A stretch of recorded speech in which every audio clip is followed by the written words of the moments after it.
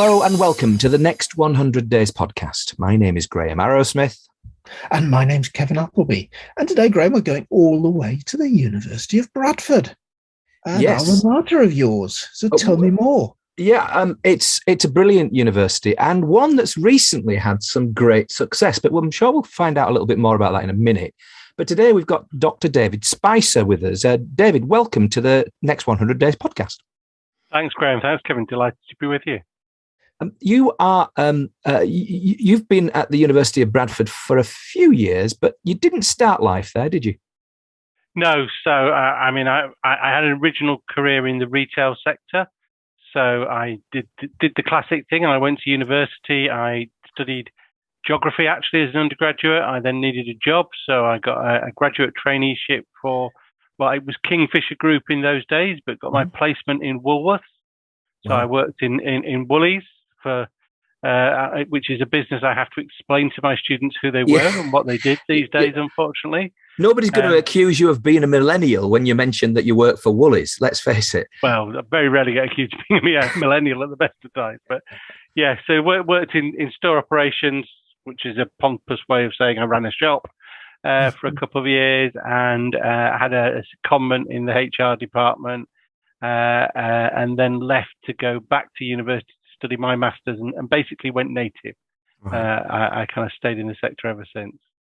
Oh, well, you've got this great background of working in Woolworths, which I've always thought was a brilliant store, but it just seemed to sort of lose a little bit of direction at the end. But I think for many, many years, the people in this country loved Woolworths. Well, yeah, everybody loved Woolworths, but it was one of those brands that everybody loved it. Everybody wanted to see it on the high street, but nobody shopped in it. You know, we all had. Yeah, that was always a problem. Yeah, you had Woolworths in the northeast then, Kevin, as well. Oh yes, we had Woolworths in the northeast. I remember probably my final trips into Woolworths were in St Andrews. I remember going in there when daughter went away to university for the first time, and it wasn't long before Woolworths closed down. But it was amazing, all the sorts of things that you needed as a new student that you could pick up in Woolworths for not a huge amount of money. Well, my biggest experience of Woolworths was in the 1980s when I worked for Lego, the toy company, and basically Woolworths were one of our top clients because basically it just flew out of the store, and they had these special sort of buy it on tick sort of thing nights where people would bus in, and it was like a plague of locusts would go through the store would be empty. It was just awesome. But yeah, I mean, moving on from there, you then went native, as you said, in the University of Bradford. But one of the things, were you at University of Bradford then, or were you? No, so I did my MBA at Stirling University, so right. up in Scotland. Yeah, all at the time of the Braveheart movie, the Mel Gibson. So being in Stirling around that time was great. The Scottish feeling was brilliant, and that was about the time where not the independence referendum but the devolution referendum was happening as well. So it's a great time to be in Scotland. Mm-hmm. I then moved all the way to the other end of the country and did my doctorate at Plymouth University. Wow! Because of the research topic and the opportunity that it afforded me. And then when I finished that is when I started at Bradford originally. So I joined Bradford originally at 99. Yeah. And I've been here for most of my academic career. I spent a short spell over in Manchester at Salford University for a few years, but I came back to Bradford 2.5 years ago now. I seem to recall that I've known you for at least that length of time. But the going back to your PhD, what was that topic that you had to go to Plymouth for? It was around organisational learning. So it was looking at how organisations learn and how they generated and shared knowledge in an organisational kind of setting. So I was looking at transfer of understanding between management teams, and then how that shared understanding at the management level was translated and understood in the wider organisation. The research actually focused in the public sector, so looked at some of the local authorities down in that end of the world. Yeah. It's a beautiful town, oddly enough. Wide boulevards Plymouth has. Lovely place. It's got its challenges, but having said that, a nice place. So you already had that theme in your mind of this sort of link between business and university? Is that something that's driven you? Because you've gone into sort of people things, but ultimately it's about university and business, isn't it? Yeah, definitely. I mean, going back to doing my MBA, the reason I went back to university at that point was I'd spent a few years in business, and I didn't have any business education background before that. So I'd done physical geography effectively. So I could tell you about soil science and climatology, but not much more than that. And I was looking at well, what is the best practice? How can we learn about the best ways of operating? And surely that's what business schools do. So, I did my research, and I went to Stirling and did the MBA there. And in some respects, I found it quite enlightening, because you go on an MBA and you must expect that people are in the universities are going to be able to say to you, well, this is the best way to do X, or this is the best way to do Y. And I'm paraphrasing Charles Handy really, because he said the same thing. He says, we expect to be able to tell businesses the right way to do things, but actually it was much more interesting than that. It was about understanding how businesses need to operate and the dynamics around that.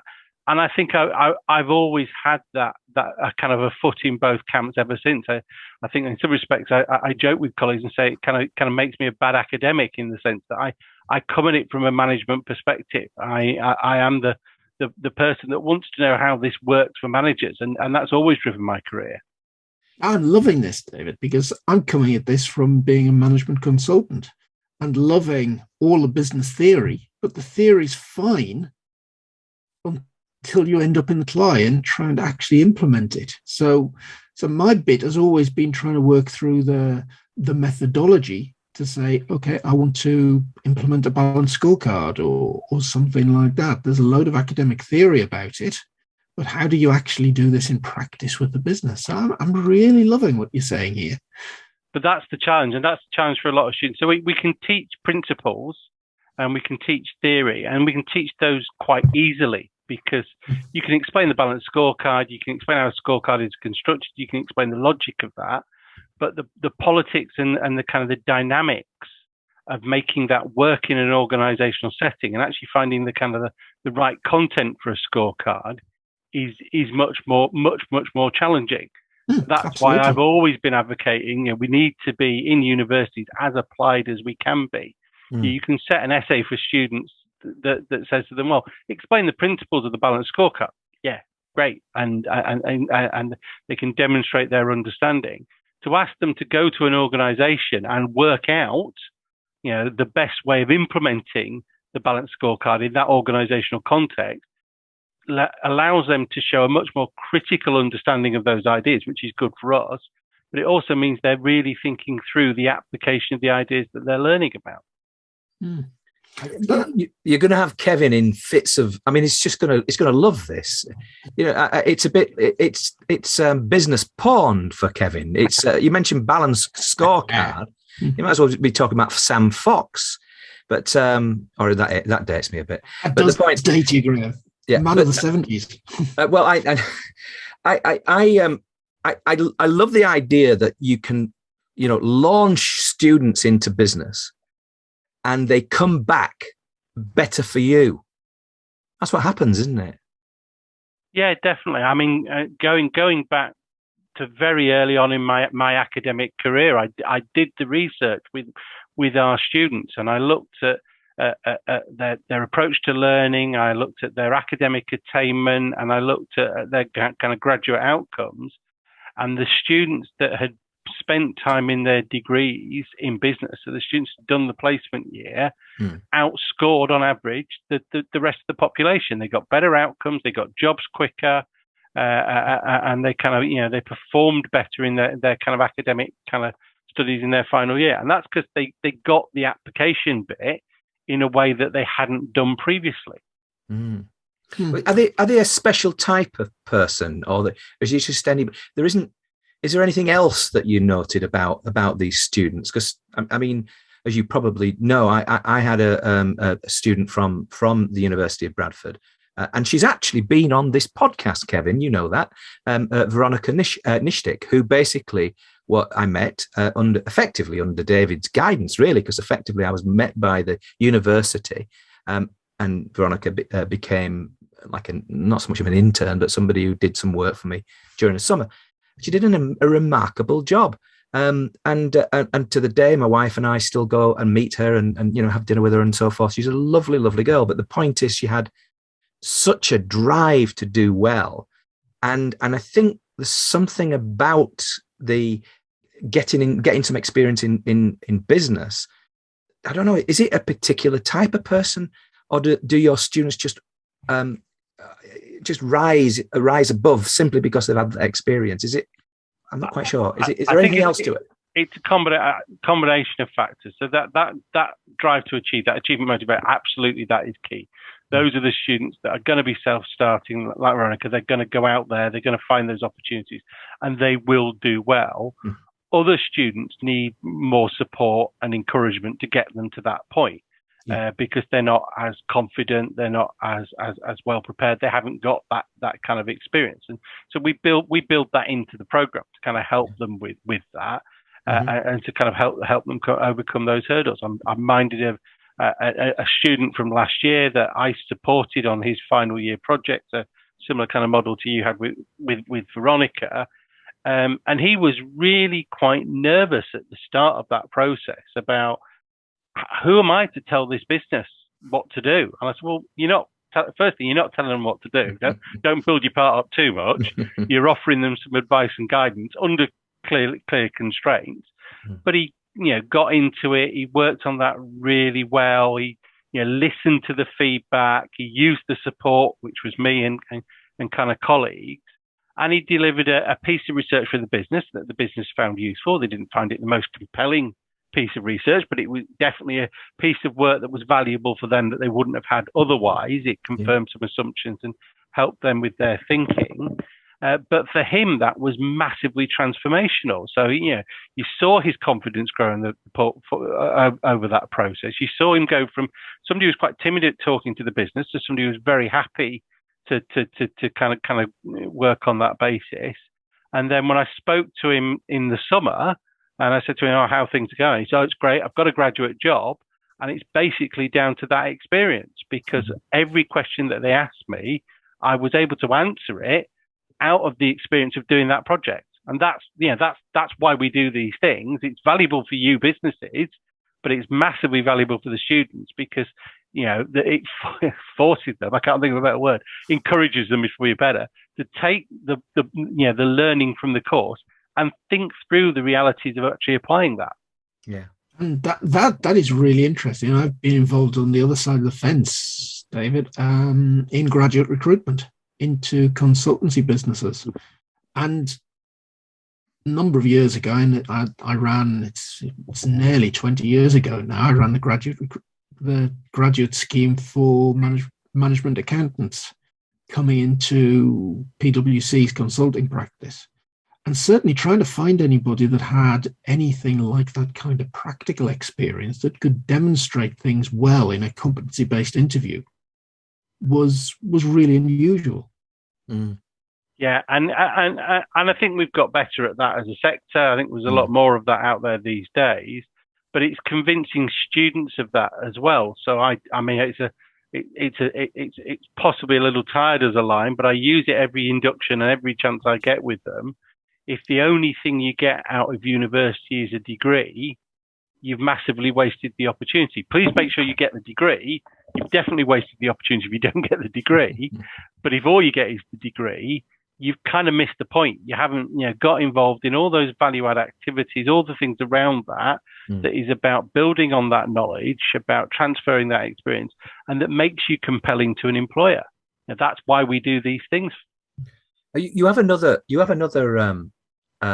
sort of string to your bow as well, because you run something called the Knowledge Transfer Network. Tell us a bit about that, David. So the idea of the KTN, as we call it, is it's an opportunity to bring together small businesses kind of locally and people that are interested in small businesses. So kind of the ecosystem kind of around that. So we run those as regular, ideally networking events. So we haven't been able to do that through the COVID period. We've still run the events as webinars, but you don't get quite the same level of kind of networking through those kind of events as well. Usually monthly, and we have a different speaker every month on a topic that we hope would be of interest and relevance to that audience. So we had most recently Simon Priest talking about branding and sort of some key and fundamental lessons about positioning and building a kind of a brand from a kind of business. And Simon's got great experience in that kind of space as well. So that's part of it, imparting some knowledge, and that we use a mixture of our own academic faculty members and kind of external speakers to kind of do that, but also that kind of opportunities for kind of networking as well. And we encourage the students to come along as well, because as I say to them, you'll be in that room with local businesses, with local business leaders, and that conversation may lead to a project or an internship or just a contact that can be helpful in terms of your own development a bit later on in your career. One of the things that I missed the event on I think it was Monday this week with the branding guy Simon, but the one of the things that you announced in the email circular you put out was that the business school it was the business school of the year at the Times Higher Educational, presumably I don't know if it's called a supplement anymore, but the awards, they're like almost like the university Oscars. So Bradford has done extraordinarily well.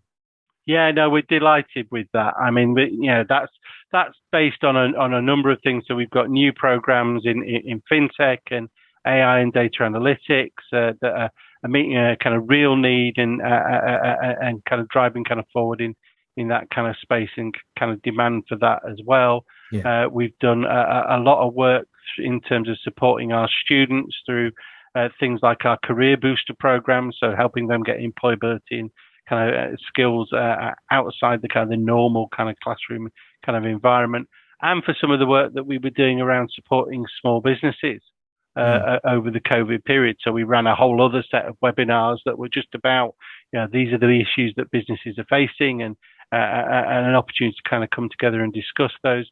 We did what's actually formally now the first phase of what will be a longitudinal research project looking at the impact of COVID on SMEs to really understand how that's affected firms' survivability, but also looking at issues around resilience and what it is that's made some firms more able to weather the kind of experience of COVID kind of better than others. I mean, that study, when do you think you'll start getting some results that you can share with people? So phase one is complete. I literally, before we were on the call, was just finalising and dotting I and crossing the T's on that report. So we're expecting to go live on that report in the next. Hopefully that will be on our website pre-Christmas. Well, we won't tell anybody, and the show's released next year, so don't worry about that. But at the end of we won't steal your thunder. But the beauty of it is that the University of Bradford has done really well, and certainly my experience as somebody who took an MBA at the University of Bradford, I just found it an extraordinary experience.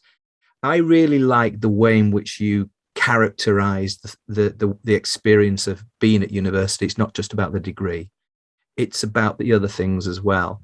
And getting involved. And my experience is that there's a lot of students that do turn up at these events, the knowledge transfer network events, and a lot. I mean, enough, and they make themselves known to you, and I find that really reassuring.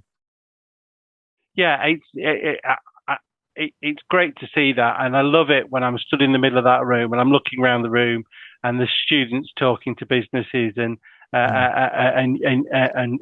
exchanging details, and there's going to be follow-up kind of conversations. Sure. That opportunity that we create through those kind of networking environments is brilliant to see. Is it the case, David, that universities and businesses are we still missing an opportunity, or should we celebrate what we've got done so far? I would say yes to both of those. So I think we absolutely should celebrate what we've got done so far. If you go back to the Times Higher Education Award, a big part of that is about recognizing how well connected we are with businesses kind of within the city and the region. And we're not unique in that. I think we do have some particular strengths, but that's not just us. But that doesn't mean that we should be resting on our laurels. It's still the case that a lot of businesses locally and nationally don't recognise the universities that they've got on their doorsteps as a resource. They don't see that there's things within the university that can help them in kind of developing their business, in meeting the needs and the kind of concerns that they've got. And that's everything from student projects through to collaborative research, through to just being an outlet for products and services that people don't always think about. We've got as a university, we've got over 10,000, a growing student population. It looks like January we're going to have our biggest ever January intake onto our programs. So another big influx of kind of international students into the city and region, and that's a market for a lot of local businesses that they don't always see and recognise. Is it something that you've got involved with yourself, Kevin?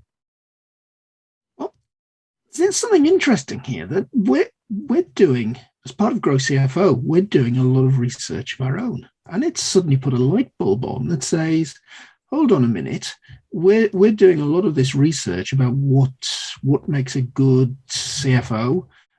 What's the typical journey of a CFO to get the top job in a finance function? And we're doing a lot of things around that. And we're doing from a purely practical angle. And it now makes me think that, are we missing a trick? And should we be talking to an academic body as well? Very much. Does it add a certain amount of credibility to what we're producing as well? It's almost like you've started the book halfway through. And it's a bit like you're missing the early chapters. Could be.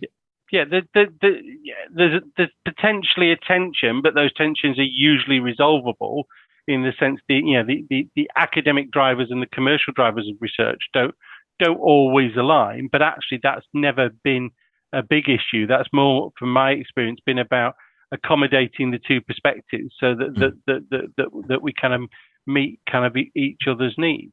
But what you get through partnering with the university is you get access to resource. So we've got students that are keen to do projects and work for businesses and can support your aims and kind of goals and objectives on that basis. You get access to expertise. So those students are supported by members of the academic faculty. So we don't just dump a student on you and run away.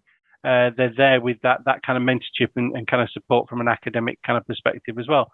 And I often, liken it to, with the student projects we do for businesses, it's a great opportunity to get answers to some of those questions that you've never got round to finding the time to answer yourself. So you'd like to know more about this, but you haven't got the time or the resource to do that. But for a relatively low initial investment in telling us what your needs are, we can help you in delivering that.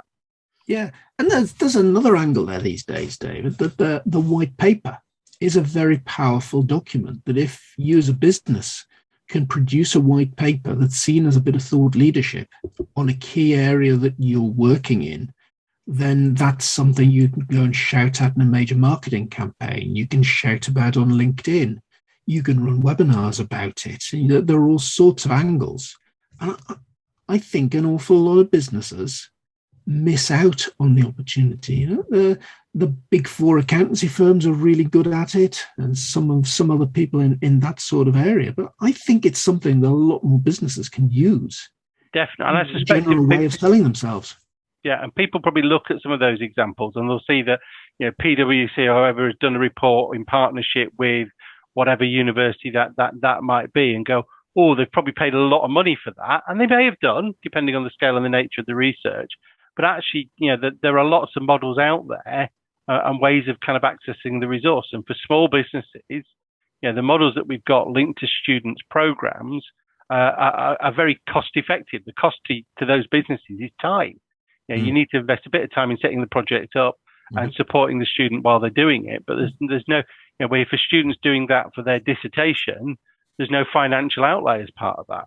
No, there's a bit of, as you say, it's time, and that's been my experience that we discussed earlier. But I'm just changing tack a little bit. I one of the things that you might be aware of is the dropping of the HS2 train line up into our area, into Leeds and Bradford. So, do you believe this is good news or bad news for Bradford? It's how far back do you go in terms of answering that question? It's any loss of investment is usually bad news, and it's very difficult to see it in any other light. The but behind that is, was that the right investment in the first place, and was it ever going to realise the benefits that we gained? So certainly, from my perspective, if we were going to do HS2, it needed doing right, it needed to be done effectively, it needed to be done in a timely manner, and it needed to, from a Bradford perspective, to upgrade Bradford's connectivity, and give Bradford that kind of mainline kind of status that just because of the way the railway stations in the city are oriented, we don't currently have. But then it was only ever going to deliver in 20 years' time, and realistically, if it takes 30 minutes, 20 minutes off the time it takes to get from here to London, is that a massive saving? Once I'm on the train and I've got my laptop open, I'm working. Yeah. So, yeah. And that's very much my view as well, David. And I was always cynical about a high-speed railway line to the north that never actually got past Leeds. It didn't actually come to the north. No, and that was I can turn up in Newcastle and get on a train at 7 o'clock, and I can be sitting at a desk in central London by 10 o'clock. Do I really need to be any faster than that? And as you say, the time you open your laptop on the train, you actually get a stack of work done when you're on it. It's very productive time. I'm actually not interested in getting to London any faster. It'd be nice if I get from Newcastle to Manchester or Liverpool faster than I can get to London. And I think you're hitting the nail on the head there. It for me, I've never really been a passionate supporter of HS2. I think certain infrastructure investments sometimes can be quite good for us, but I'm much more interested in actually making the connectivity between places like Bradford, Leeds, and up to Newcastle, but across to Manchester and Liverpool. In other words, the Great North, which when you sort of network them together is bigger than Big London.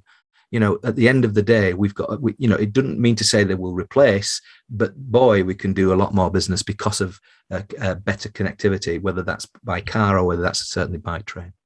Absolutely, that east-west connectivity across the Pennine conurbation, as it were, is. I would have always prioritised that over HS2, and the tiny little bit of good news on the back of HS2 being withdrawn was there was some suggestion that we were getting some investment in that regard, which is really good to see. But one of the things that often gets said about the UK, isn't it, is that we suffer as a global kind of power because we only have one global city. So we have London. That is a recognised kind of global city, but then nowhere else in the UK that's recognised on that basis. In terms of economic power, we do have one. That's that Pennine conurbation, but it's never treated as and seen as an operation, been managed as that one economic kind of entity. And the connectivity is awful. So for somebody that I said I used to work at Bradford and then worked in Manchester for a few years. We live in the Dales between the two, and the getting into Manchester from where we live is an hour and a quarter, and to get from my house to the door of my office was an hour and a quarter in the car and 2 hours with public transport, and that's illogical.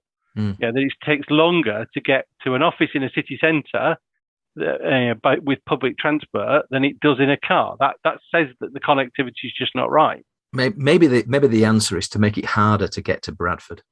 Become more exclusive, that people desire you more because you're harder to get to. With Newcastle, it's dead easy to get to, as Kevin's already said, but nobody wants to go there, even with all this money for the football team, Kevin. I still have the same problem that David does about transport into Newcastle. And yeah, we're in an outlying village. It's fairly remote. You can get a bus in. You can get a bus back again. But no, if you want to leave Newcastle any later than 5:15 in the evening, tough. So you end up taking the car. And that's surely not the right way to do things in this day and age. I'm sure we can do better when it comes to public transport, but thinking about students and actually deploying students, any university, let me ask it a different way, but I know your university offers the opportunities for local businesses. Will every university do the same thing? There will be similar models at most universities. So, if you go to your local institution, then absolutely, I would expect that they will do something of the like. I mean, sandwich degrees in years in industry is a common model. It's been around for a long time. Yeah, equally in terms of students doing applied dissertations, that's not necessarily a new thing. I think it comes back to how well institutions are pushing those options out to their kind of local kind of business environment and the connectivity of that. And that's one of our challenges, back to people, getting into universities, is finding their way in. So we talk a lot about the front door of the university, where do people come into the university? And the problem with that is there isn't one, there's lots. And you never quite know where you're going to end up when you walk through those doors. That's true. And that's a big part of my job, is to try and make that a bit easier for businesses. Well, I came to a Bank of England briefing a few weeks ago, and I happened upon the place. I just happened to be walking by it and saw the name of the building, but I didn't instinctively know that's where the building was. But unfortunately, I didn't go right by it, so I saw these lofty people inside the building. I thought, must be my place to go to. But I've got to say, you're right. There isn't a front door to a university. Yeah, and there's no quick fix for that. I think the way and that's our challenge. The way we overcome that is the more that we're doing to connect into local communities and the business community, the easier it is for people to see where they can come in.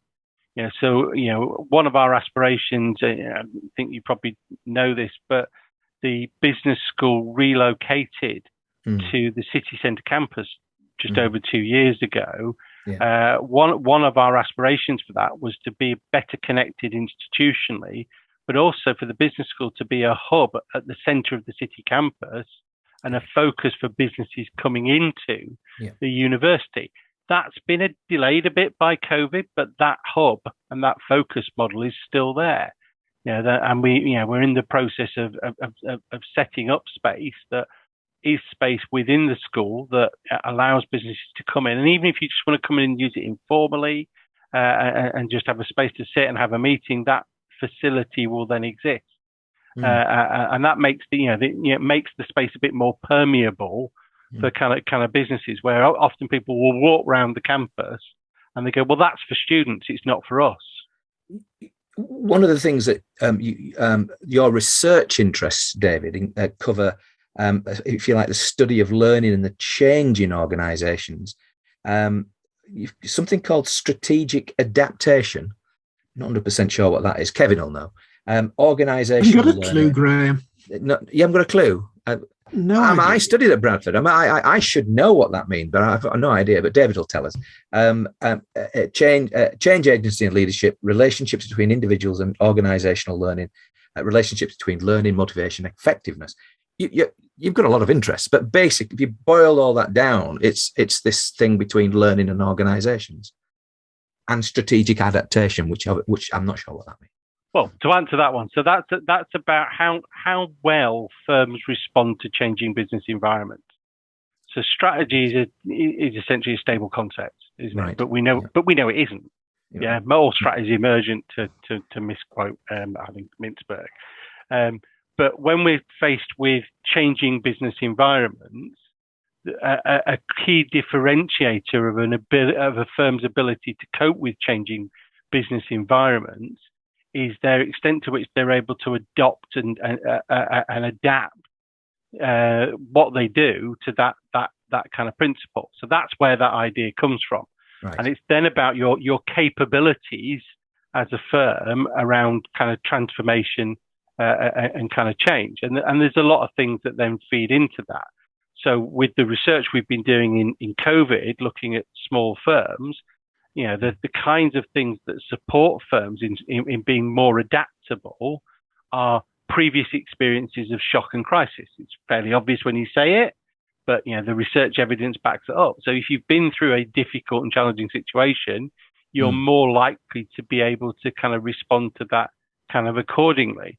Yeah. Diversity in terms of product or market, so that if you find that you're having problems in one area, you're able to move into another or channels. So one of the big issues in the first lockdown was all the businesses that lost channels to market and then had to find new ways to get their product out there. So thinking about some of the local retail businesses round us, and not the obvious ones like takeaway, restaurants doing takeaway, but selling kind of board games and jigsaws, which actually there was an increase in demand for during COVID because people couldn't go out, so they were buying these things to do in-house. But if you've got a business that's been entirely physically located, translating that into an online business is a challenge. So the lessons learned in that regard. There's then a whole set of things about kind of the attitude and approach of the leadership in respect of innovation, risk taking, and personal resilience as well, that all kind of feed into that. So it's about understanding the dynamics of a firm and how it has the capabilities to change, to adapt in response to kind of changing circumstances. Are you hopeful about the future when it comes to small businesses? Definitely. I think this, in some respects, this is the best time that it's ever been to be a small business, especially within the region. So, we're in a situation where, whether you like it or not, the internet has done a great deal of service to level the playing field for small businesses, especially as we've fallen out of love with the high street and conventional models in that regard as well. And if you look across the region, the amount of support that's available and help for small businesses is kind of huge. So we're running this Help to Grow program. That's a national program funded by government to support small businesses in terms of their growth. That's a major productivity investment on behalf of kind of UK PLC. But then at the kind of the local level, we've got, with the new West Yorkshire Combined Authority, significant investment in idea generation, in startup, and in growing businesses coming through that as well, which is kind of great to see. So the ecosystem around to support small businesses, I think, is as strong as it's probably ever been in the 20 years I've been interested in it from an academic perspective. And you lie in as such an important cog there, because this between academia and organizational or entrepreneurs, and it's more entrepreneurs. I think in the sense that I'm not even sure if I'm unusual in the sense that I've studied for an MBA and run a small business.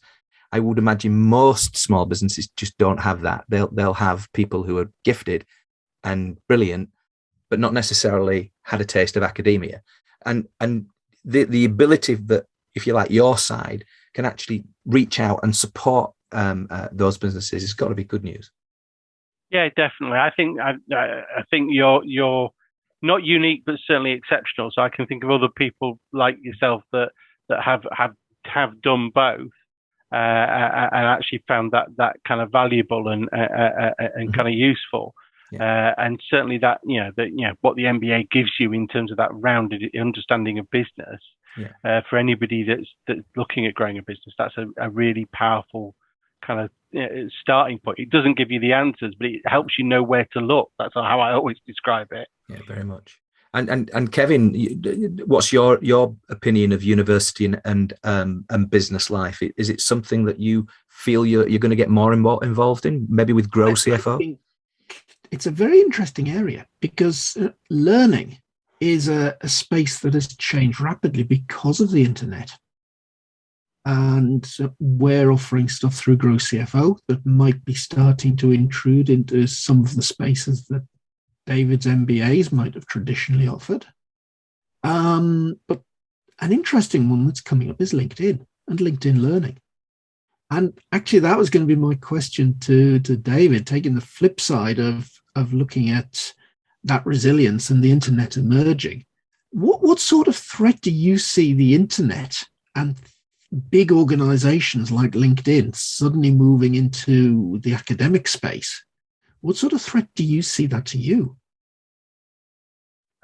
Anybody encroaching in your business model is a threat, and you need to respond to it.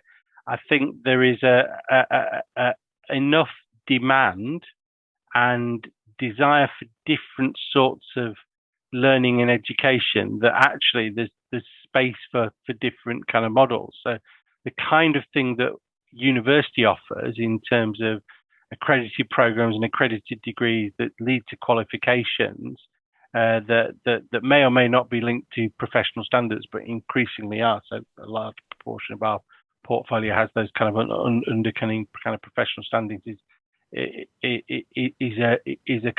an important and significant element of what we do. That is complementary to the more focused and applied learning that you might find in kind of other places. The other big dynamic that's changed our sector in the last few years is the apprenticeship, and how that's been used by businesses to look differently at how they might invest money in kind of learning and kind of development, and that's changed the dynamic of some of our areas. But it's not going to fundamentally undermine the notion of the value of a university degree beyond the fact that you are getting a university qualification. And that's kind of back to, I think I made the point earlier about from a student perspective, if all they get from university is the degree, they've massively wasted the opportunity. But that, from a investment perspective, that's another important point as well. You don't only get a degree when you go to university. Certainly, if you engage with the university correctly, you're getting a lot more out of that than just the qualification. And I don't think that differs whether you're there as an undergraduate or a postgraduate or a doctoral student. So having done all three, those were all massively transformational experiences, from softening leaving home at 18 when I went as an undergraduate to Bristol, through to realizing that actually I wanted an academic career when I went back to university in my mid-20s as an MBA student, and the PhD is the enabler of that.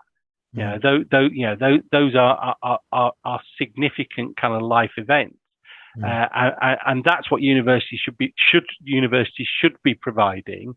And we need to. I'm in danger of making a political point, but we need to watch for commoditization of degrees, for seeing them as a product that leads to a career outcome. Yes, that's important, but that's not the only reason for going to university and getting a degree. Isn't it? I mean, there's a lot of criticism in some quarters anyway, of, not particularly in this country so much, but I do think it's there, of universities, if you like, condemning some people and not others, in terms of speaking on university campuses and so forth. I'm thinking probably more about America, but basically there's this almost groundswell of I don't know, not people who are not fully developed making making sort of deliberations about somebody else. So in other words, you might have an opposing point of view, but you're, if you like, cancelled, or you're like, even people like John Cleese, for goodness sake, being kept off campuses, whether or not you agree with him. But isn't university a process by which you are willing to almost like acknowledge there are more than one view. And in business, goodness, that's almost a truism, that there's always a different way of doing something. But is it a feature of universities now that it's quite prickly? I think we're a lot more aware of issues like that, and the public relations implications behind that, in a way that I think we all weren't 10 or 20 years ago. And that informs, rightly or wrongly, and probably largely rightly actually, a lot of kind of decision making and concern about that. And it's about the challenges of protecting free speech and the right to an opinion, versus the needs and expectations and the comfort, for want of a better word, of other individuals that might find that a challenging or kind of difficult kind of statement to hear. I don't think there's an easy answer to any of that. I think it's down to having the right conversations in the right kind of ways. It always feels like a failure. There's definitely an easy answer if you're a libertarian. I can promise you that. But just let it happen, because frankly, nobody's sticks and stones. It's just not going to. At the end of the day, I would rather somebody battle a point of view, because it shapes you. But I think the world's moving on from that point of view, sadly, in my opinion. But what we've talked about, though, this integration of university, people are going through university and business, is a great hope. I think you're on the leading edge of keeping universities real. I think there are other people in universities that potentially could get in the way of your good name. That's it. Thank you. I guess I understand the risk. I think it's back to protecting the interests of all the parties and ensuring that everybody's supported. That's always a primary concern from a university perspective, that you don't want anybody to leave the experience feeling worse off than when they went in, and that's always been a driver. That's interesting. So, David, folk that might have been listening to us talk today that are running businesses realize that perhaps there's something that one of your students could help with, part of a dissertation and so on, that could be a typical 100-day project, coming back to the name of this podcast.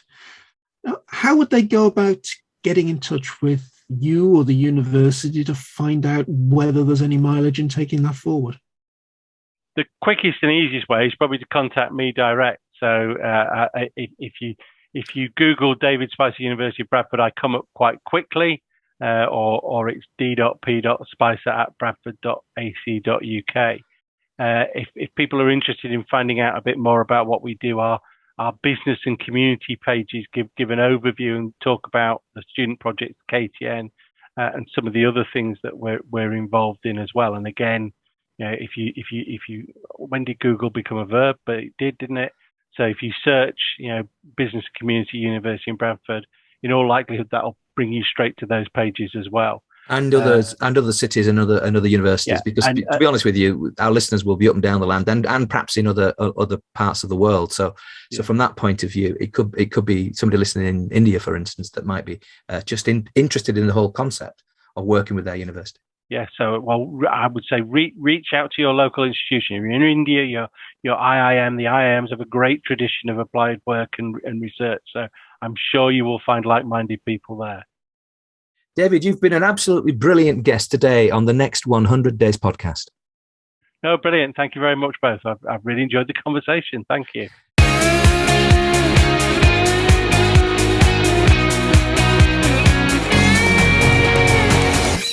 So, wow, there's some interesting things going on at the University of Bradford, and I think there's a lot we can tap into in business to what's going on at the university.